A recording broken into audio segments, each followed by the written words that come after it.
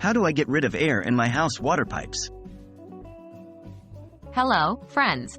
Today we're going to talk about a common but pesky issue: air trapped in your house water pipes. This can cause water to spurt out of faucets, create unsettling noises, and disrupt your water pressure. But don't worry, it's a problem you can often solve by yourself at home. Let's dive in and learn how to get rid of air in your house water pipes.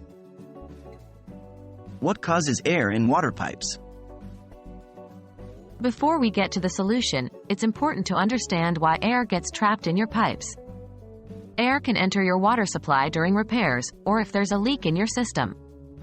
The presence of air in your pipes can lead to water sputtering out of your faucets and a phenomenon called water hammer, which are loud banging noises coming from your pipes. How to identify air in water pipes? Identifying air in your water pipes is quite straightforward.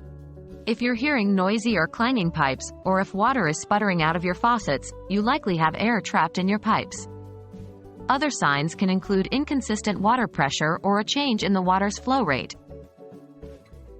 How to get rid of air in water pipes? Now on to the main event. Here's a simple step-by-step method to get rid of that pesky trapped air. Step 1. Turn off the main water supply to your house. You'll usually find the shutoff valve in your basement, garage, or outside near the street. Step 2. Starting from the lowest faucet in your house, usually found in the basement or on the first floor, turn all the faucets on, allowing them to run until water stops coming out. Step 3. Once the water has stopped running, begin turning off each faucet starting with the lowest one. Work your way up to the highest faucet in your house. Step 4. After all faucets are turned off, turn your main water supply back on. Step 5. Finally, run your faucets one more time to ensure any remaining air is expelled.